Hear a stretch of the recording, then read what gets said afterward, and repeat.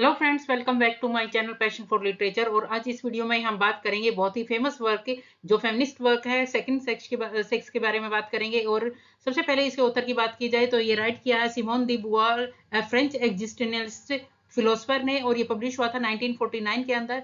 सबसे पहले ये फेमिनिस्ट वर्क के अंदर सबसे मेन इंपॉर्टेंट महत्वपूर्ण वर्क माना जाता है मॉडर्न फेमिनिज्म के अंदर।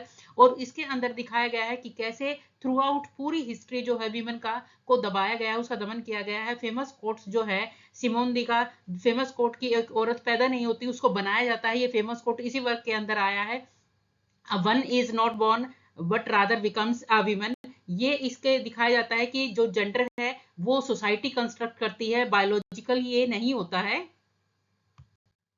उसके बाद इन्होंने द ट्रू वॉल्यूम्स में इसको पब्लिश किया है। इस बुक को, इसके दो पार्ट्स है। फर्स्ट वॉल्यूम का नाम है फैक्ट्स एंड मिथ, सेकंड का नाम है lived experience myth of femininity. इसमें क्रिटिसाइज किया गया है सोसाइटी को कि कैसे सोसाइटी जो है एक औरत को जो है आइडियलाइज बना देती है कि वो कोई गलती नहीं कर सकती, उसके अंदर जो क्वालिटीज है वो सोसाइटी इंस्ट्रक्ट करती है। उसके बाद ये कहता है बायोलॉजिकल डिफरेंस जो होते हैं वो जो साइकोलॉजिकल जो होते हैं, हिस्टोरिकल होते हैं, मटेरियलिज्म होता है, उन सब को उन्होंने डिस्कस किया है इस वर्क के अंदर। और ये क्या है कि सिर्फ अकेला जो है एक बायोलॉजिकल जो है अकेला जो है विमेन का जो रोल होता है सोसाइटी के अंदर उसको डिटरमिन नहीं कर सकता कि उसके अंदर वो मेल से डिफरेंस है तो उसको ये रोल दे दीजिए जाए।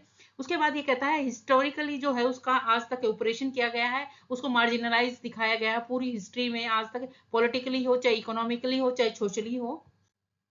उसके बाद ये कहता है विमेन को हमेशा अदर, जो अदर का कंसेप्ट है ये सिमोन दी ने दिया है अपने वर्क के अंदर। इसने ये कहता है विमेन को, मैन को हमेशा मुख्य रूप से माना जाता है कि मेन है वो, लेकिन विमेन को हमेशा सेकेंडरी पोजीशन पे माना जाता है। ये कहता है मैरिज और मदरहुड जो है ये एक औरत को रोकते हैं उसकी फ्रीडम से और एक आइडेंटिटी से, यानी इन दोनों रोल में ही उसको बांध के रखा जाता है ताकि वो एक वाइफ की और एक मदर की रिस्पॉन्सिबिलिटी निभाती रहे। उसके बाद ये कहता है एक फीमेल की जो सेक्सुअलिटी है उसके थ्रू जो है उसको रिप्रेस किया जाता है और कंट्रोल किया जाता है। ये कहता है इन सब से बचने के लिए सबसे के पहले क्या है कि गर्ल्स को जो है गर्ल्स को ये कहता है सोसाइटी के अंदर शुरू से ही बोला जाता है कि आप जो है वो आपका जो है आज्ञा मानने वाले बनो और सोसाइटी की जो एक्सपेक्टेशन है उसके हिसाब से।